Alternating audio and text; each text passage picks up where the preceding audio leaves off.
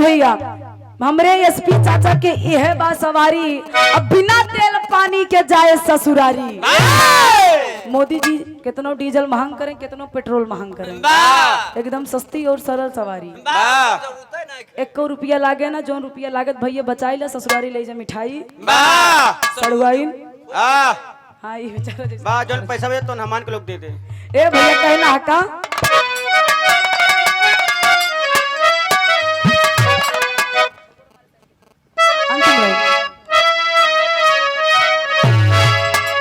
अरे झकोरा मारई साइकिल, ए भैया झकोरा मारई साइकिल, मोदी घबराई हो झकोरा मारई साइकिल, मोदी घबराई हो झकोरा मारई साइकिल, घबराई हो झकोरा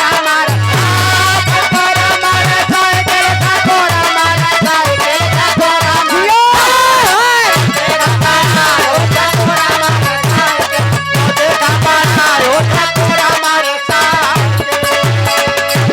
झकोरा मारई साइकिल, मोदी घबराई हो।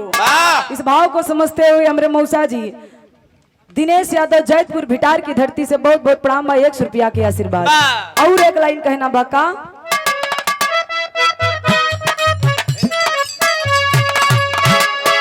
राहुडुवन के राज नाही हमारा के चाहिए,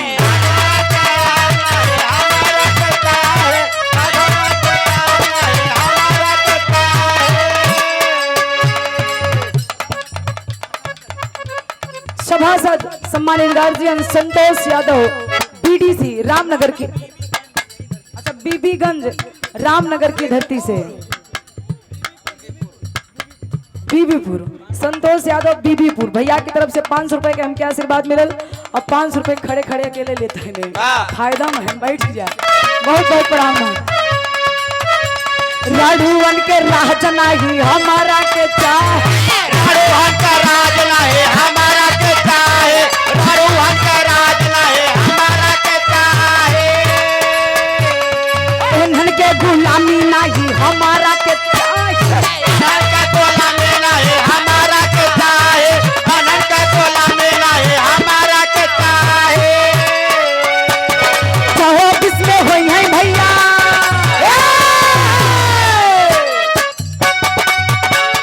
24 में तारा भैया या बाकी विदाई, जब मोदी घबराई हो झकोरा मारई साइकिल, मोदी घबराई हो झकोरा मारई साइकिल, झकोरा मारई साइकिल, झकोरा मारई साइकिल, मोदी घबराई हो झकोरा मारई साइकिल, मोदी घबराई। एक लाइन, अरे कवन दिन होते इमरे विधायक जी खातिर, हाँ अरे राम कवन दिन होई है कि आप बनी जाता सीएम का बना दिन होते,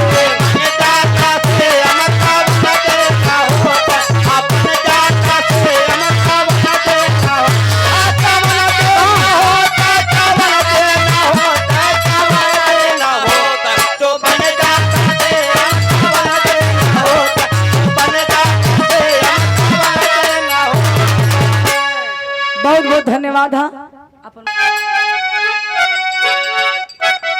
सही हो।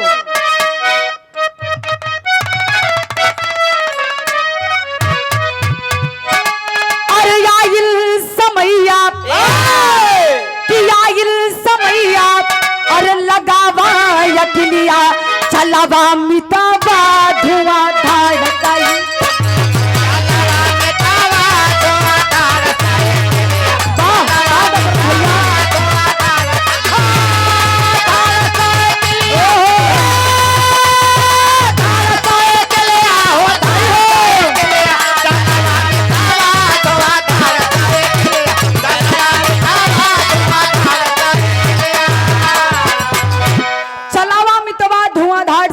काहे से कि 22 में भूल भइल, भूल के अब की 24 में दोहरावे के ना बा। यही से एक लाइन कहना बा का,